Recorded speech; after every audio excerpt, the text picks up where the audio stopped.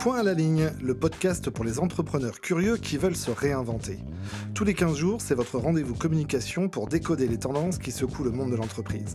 Tout pour comprendre les concepts, les enjeux actuels et prendre les décisions qui impacteront positivement votre business. Point à la ligne. Bienvenue dans ce nouvel épisode de Point à la ligne consacré aujourd'hui au snack content et aux nouvelles manières de consommer la vidéo. Je suis Jérôme Grenier, votre humble serviteur, et je suis ravi de vous emmener avec moi dans le monde merveilleux des vidéos courtes, des tendances virales et de la communication décalée. Si vous êtes régulièrement présent sur Instagram ou TikTok, vous avez sûrement remarqué que les vidéos courtes déclenchent les passions, façonnent les tendances et lancent même des carrières. On parle de snack content, des contenus courts et percutants qui donnent une information immédiate et qui captent rapidement et efficacement l'attention des internautes. Conséquence, les contenus vidéo se multiplient, les tournages au smartphone deviennent la norme, les formats évoluent, tout va très très vite. Trop vite ? Pour y voir plus clair et tenter de décoder ces nouvelles façons de produire et de consommer la vidéo, qui de mieux que nos deux invités du jour ? Nous avons la chance d'avoir avec nous aujourd'hui un magicien de la caméra, Sébastien Gauthier, réalisateur et fondateur de l'agence Novocorp. Bienvenue Sébastien. Bonjour. Est-ce que vous pouvez nous en dire un petit peu plus sur vous ? Eh bien oui, moi je suis producteur de vidéos pour des contenus de communication à destination de tous les réseaux, de tous les canaux de diffusion qui existent pour mes clients, qui sont des entreprises privées ou des collectivités ou des institutions. Donc en effet, les réseaux sociaux font partie de ces canaux de diffusion et le snack content se retrouve forcément sur ces canaux. Merci beaucoup Sébastien. Nous avons la chance également d'avoir un deuxième invité qui utilise énormément la vidéo dans sa communication. Nous sommes heureux d'accueillir Vincent Monmousseau, coach professionnel, formateur, conférencier et auteur du livre Le guide de la confiance en soi et de la motivation. Bienvenue à vous Vincent. Merci Jérôme. Qu'est-ce que vous pouvez nous dire un petit peu sur vous ? Eh bien voilà, comme vous l'avez dit, donc j'ai un cabinet à Tours et je fais du coaching. Moi, ce qui m'anime, c'est que les personnes en fait se sentent bien, réussissent à atteindre leurs objectifs, à dépasser les challenges de la vie. Et pour ça, effectivement, je communique beaucoup sur le réseau via des vidéos. Merci beaucoup Vincent. En tout cas, merci à tous les deux. Il est temps de plonger ensemble au cœur de cette nouvelle manière de consommer et de produire la vidéo et découvrir comment celle-ci peut avoir un impact profond sur nos esprits et sur nos vies professionnelles. Entrons sans plus attendre dans l'univers fascinant de TikTok et des vidéos courtes. Silence, moteur et action. Alors tout d'abord, qu'est-ce que c'est qu'une vidéo courte ? Est-ce que quelqu'un a une idée de ce que ça peut être ? Eh ben, je dirais qu'une vidéo courte, c'est une courte vidéo. En ce sens qu'elle est faite pour être vite tournée, vite publiée et vite consommée. Et qu'elle soit vue par le plus grand nombre possible, puisqu'elle est courte, donc elle peut potentiellement intéresser tout le monde. On parle souvent des 3 secondes pour atteindre une vue sur YouTube. Réellement, en 3 secondes, vous allez toucher beaucoup de monde. En 5 minutes, beaucoup moins, forcément. Voilà ce qui est pour moi une vidéo courte. C'est une vidéo impactante, mais surtout qui est vite produite et vite diffusée. Alors vous, Vincent, à titre personnel, vous consommez ou vous produisez un petit peu de vidéos ? Plus produire des vidéos.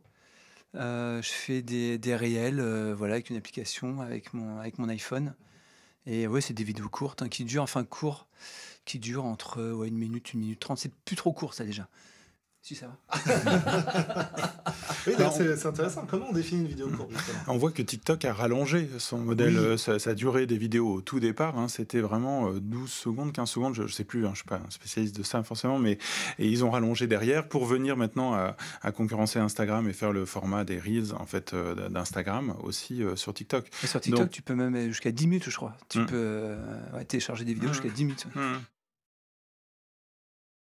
Alors pourquoi ces vidéos, d'après vous, sont de plus en plus populaires ? Pourquoi ces vidéos courtes, elles sont de plus en plus consommées et appréciées ? Ouais, je dirais qu'il y a un phénomène, je prends la parole, je dirais qu'il y a un phénomène de société, et c'est une question d'usage. La vidéo, qu'elle soit du cinéma ou de la vidéo de communication, elle est à l'origine, comme le regard finalement que l'on avait, elle est un format cinémascope, c'est le cinéma, c'est la télévision, etc. L'usage de notre société, qu'on fait du téléphone, a transformé ça, et du coup, il est devenu facile de prendre son téléphone, de filmer, on prend même pas le temps de le retourner. Du coup, on en vient à ces vidéos verticales qui nous concernent nous. C'est-à-dire que le plus simple des choses, c'est de se filmer soi quand on n'a pas forcément de sujet à filmer aussi. Donc les premières choses que l'on peut faire, c'est ça. Et du coup, ces vidéos courtes, elles viennent comme ça. Elles viennent de l'usage que l'on fait des choses de notre époque. En tout cas, ce qui est sûr, c'est que c'est très addictif, du coup. Et ils ont bien compris, les algorithmes, que le fait de scroller les vidéos, tu en regardes une, tu en regardes deux, et tu y es pendant 1 heure. Et ce qui est intéressant, c'est que ça envoie un shoot de dopamine. Et comme on veut être heureux, on se dit, ouais, j'ai regardé toutes ces vidéos, voilà, pour m'apporter du bien-être. Et ce qui est intéressant, c'est de voir que s'il y avait que du super bon contenu, en fait, on serait pas addict. Parce qu'au bout de 2-3, tu aurais eu, c'était toujours comme ça. Mais tu vas trouver une pépite, tu vas regarder, tu vas dire, ah, mais j'en veux d'autres. Et là, tu repars, et tu repars, et tu repars, et tu repars. Donc, c'est vraiment hyper bien, comment dirais-je, créé. Et, c'est une belle découverte pour les réseaux sociaux. Que justement, on reste souvent, on part pour regarder 10 minutes, et puis qu'au bout d'1 heure, on est encore sur nos téléphones. C'est plus ce que tu devais faire. Alors, ça crée justement, oui, des changements de comportement. On en parle aussi souvent avec les ados. Et alors, on parle souvent de TikTok. TikTok a vraiment démocratisé ça. Quelle est la place aujourd'hui de TikTok dans ces vidéos courtes? Moi, je dirais alors, il n'y a que des vidéos courtes quasiment sur TikTok, mais je dirais que pour les marques, c'est hyper important d'être sur TikTok. À partir du moment où ils ont passé la barrière d'Instagram, de toute façon, on est déjà on peut être sur TikTok également, parce que les contenus se croisent, se dupliquent, voilà. Après, si on veut toucher une cible jeune, parce que évidemment, chaque canal de diffusion, chaque réseau social a son audience. Facebook a son audience, LinkedIn en a une autre, en fonction de son sociotype, j'allais dire.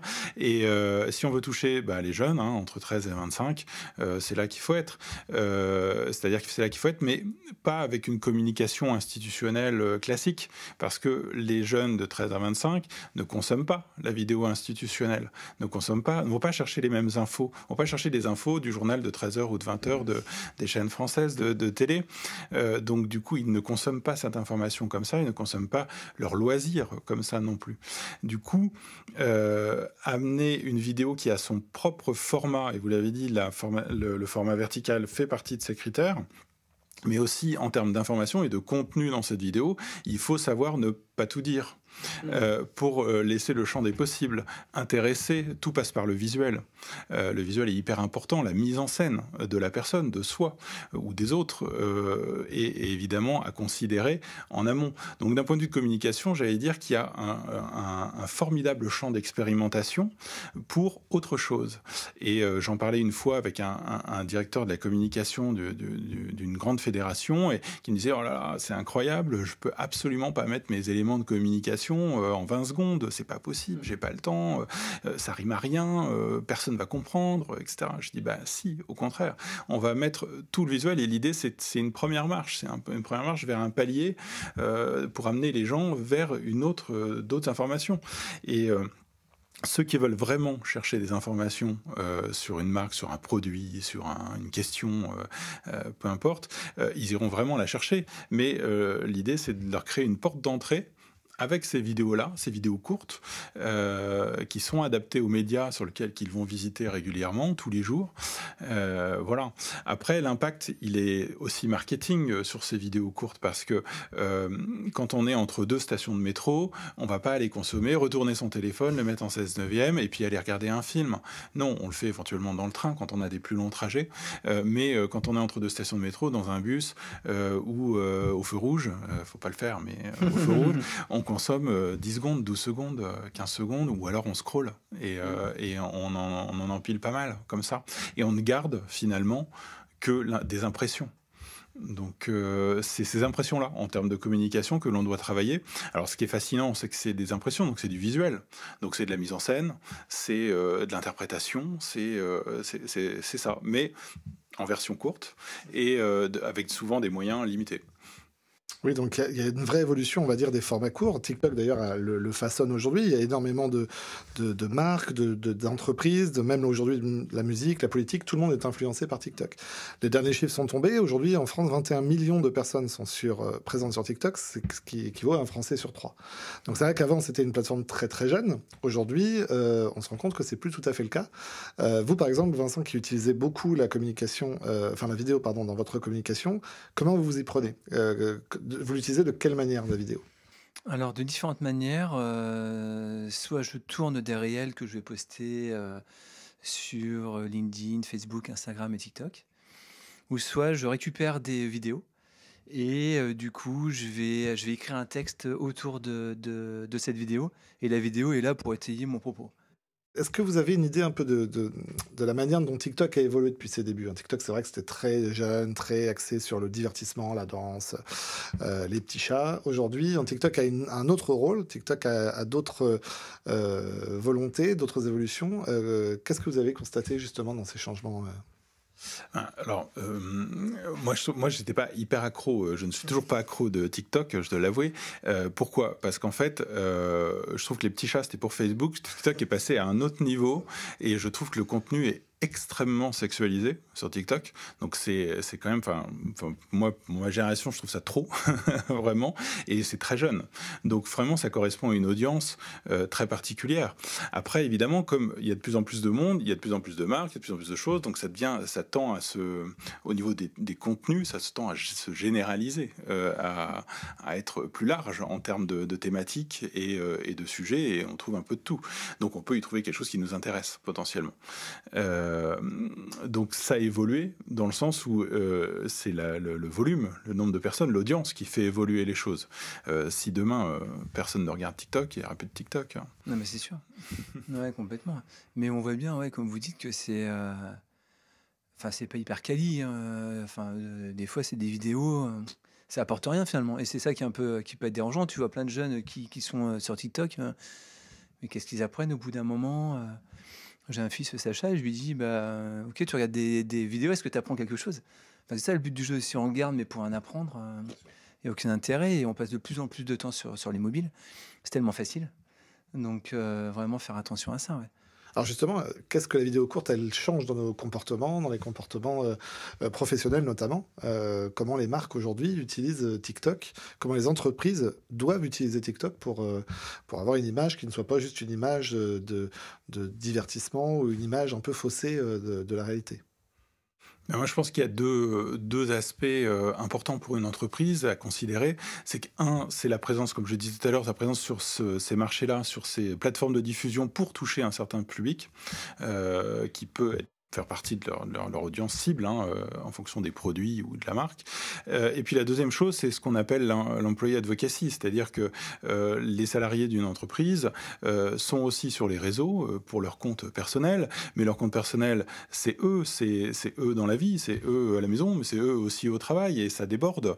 Et l'idée, c'est pas de maîtriser ce que font les employés, les salariés, les collaborateurs d'une marque, d'une entreprise sur les réseaux, mais c'est de les intégrer à la dynamique générale. Et donc il y a un vrai travail, j'allais dire, de leadership sur la marque à faire pour les entreprises pour être présent sur TikTok et influencer. Voilà. Et on peut saluer les actions récentes, pas du gouvernement, mais en fait d'un collectif d'influenceurs qui ont créé un syndicat de l'influence en France, avec des lois qui sont apparues l'été dernier, je crois, pour essayer de mesurer, parce que les influenceurs, ce ne sont pas que ceux qui sont issus de la télé-réalité, il y a aussi plein d'influenceurs qui ont un vrai rôle vis-à-vis de ces réseaux et vis-à-vis de certaines marques, et c'est un vrai métier à part entière. Oui, complètement. Complètement. Et aussi, si on regarde une vidéo plus longue, du coup, on va prendre du temps, on va peut-être s'engager davantage que si c'est une vidéo courte, on se dit, même si c'est nul, je regarde pendant 15-20 secondes, je passerai après. Mais c'est ça un petit peu le piège, finalement, c'est qu'on peut regarder des choses qui ne sont pas forcément terribles et puis perdre son temps. Donc, je pense que c'est intéressant aussi de savoir ce que l'on recherche avant. Et de dire, tiens, j'aimerais apprendre sur telle ou telle chose. C'est pour ça que YouTube au début, c'était des vidéos longues. Ils font des réels aussi, YouTube, maintenant. Mais YouTube, c'était voilà, pour vraiment réussir à percer sur YouTube, il fallait faire des choses hyper quali. C'était pas juste comme ça fonctionnait pas. Un bel éclairage comme ici, des beaux micros, machin. Bah, sur TikTok, 15 secondes, tu photographies je sais pas quoi, enfin tu filmes je sais pas quoi, ça a fonctionné. Il suffit que ça soit un peu trash ou un peu sexe ou quoi, ça a marché. Donc finalement, c'est pas forcément une plus-value. Moi, ce qui m'intéresse, c'est avoir une plus-value, c'est quand j'écoute quelque chose. Genre, j'ai des podcasts aussi, j'écoute beaucoup de podcasts. Mais qu'est-ce que je vais apprendre? Qu'est-ce que je vais en retirer? Comme un livre. Comme s'il y avait plein de livres d'une page. Si tu prends un livre, bah, ça m'intéresse pas, tu passes.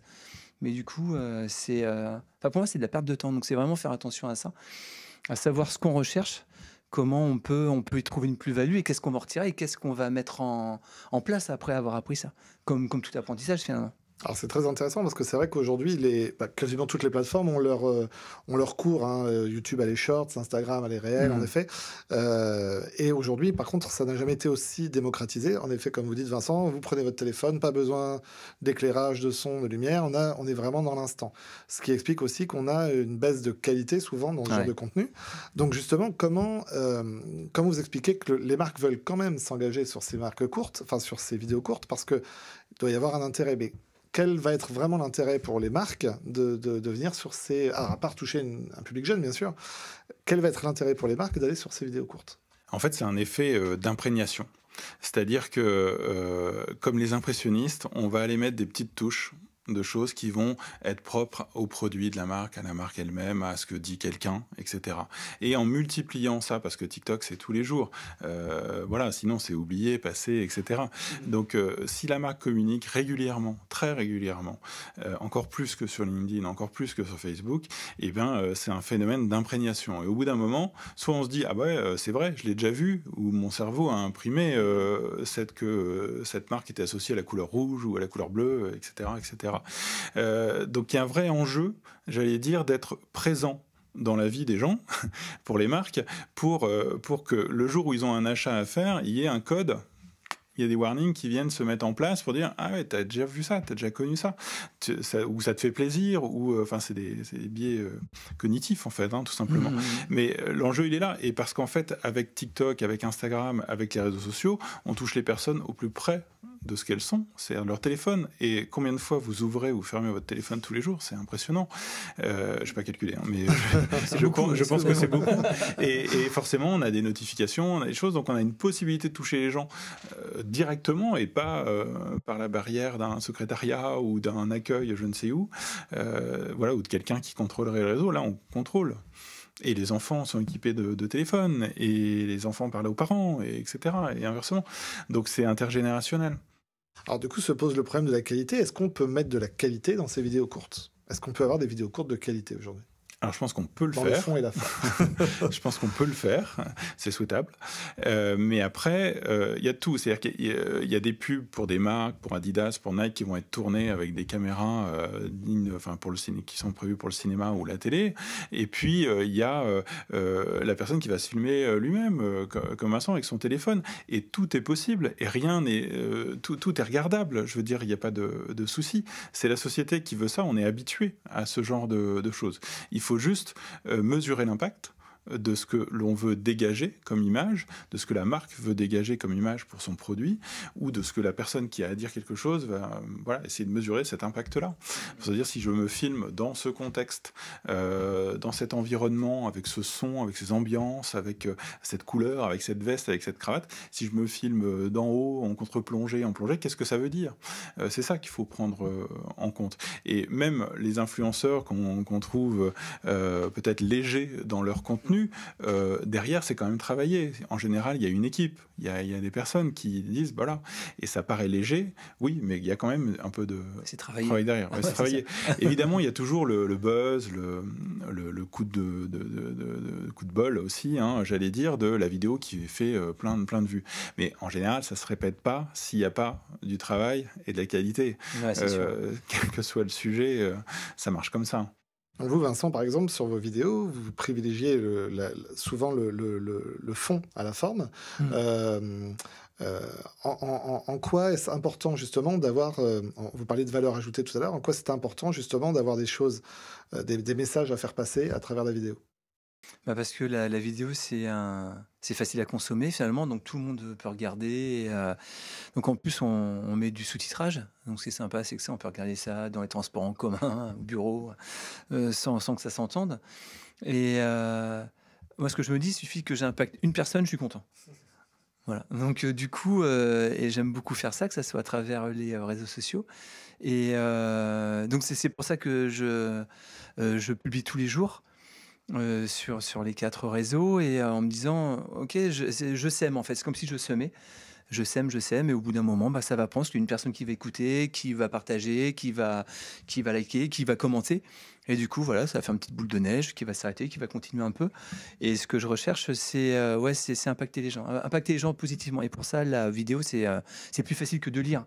J'envoie des newsletters aussi, mais c'est pas du tout pareil. Newsletter, faut lire, c'est par mail, c'est pas pareil. Que là, ça demande un effort. Ça demande un effort. Bah oui, beaucoup plus d'efforts. Que là, sur le téléphone, bing, ça arrive, tu scrolles, tu vois ça, ok, ça m'intéresse pas, mais donc c'est plus facile de capter des gens finalement et son auditoire. Ouais.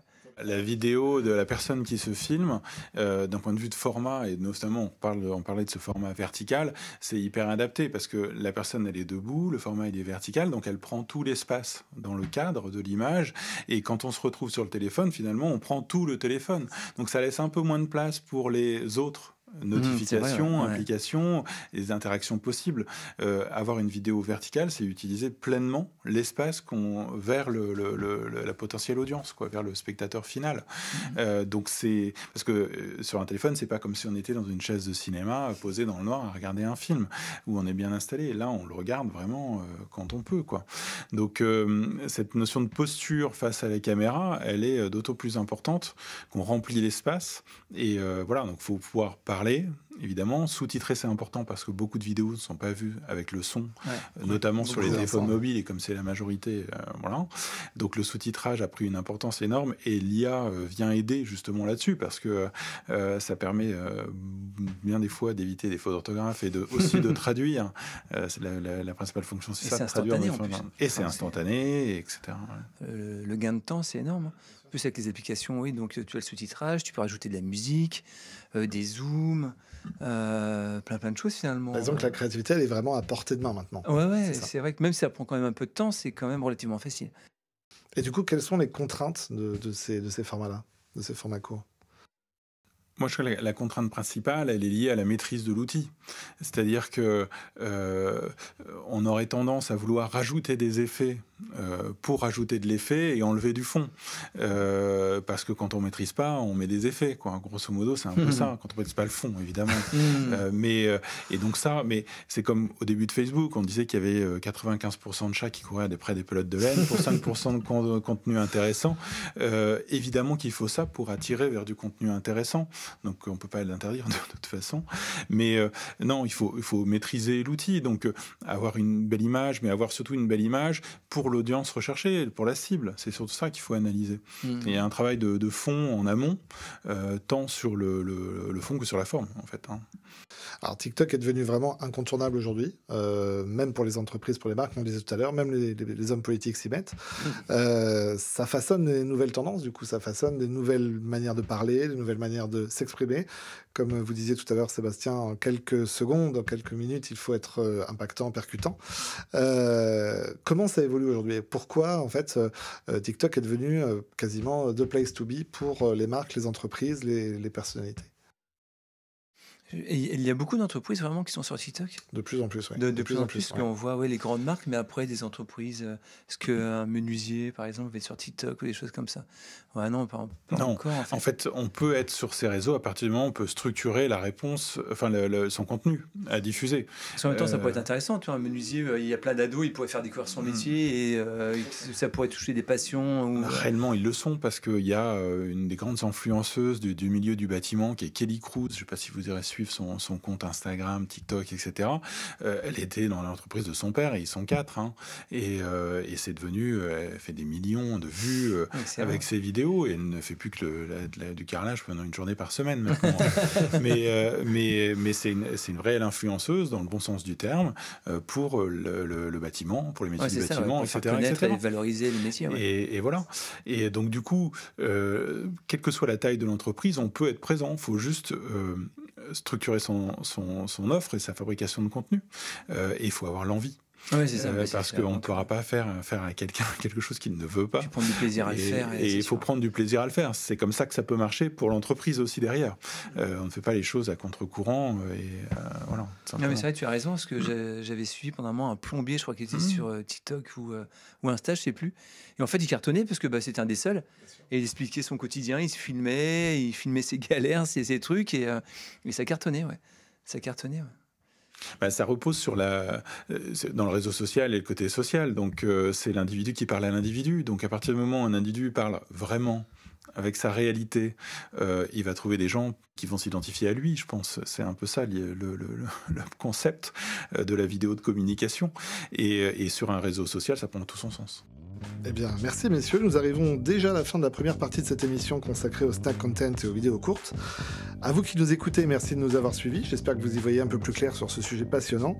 Merci infiniment à Vincent Momousseau et à Sébastien Gauthier. Ça a été un véritable plaisir de vous recevoir et de vous écouter. Merci. On se retrouve très vite pour la suite et la fin de cet épisode.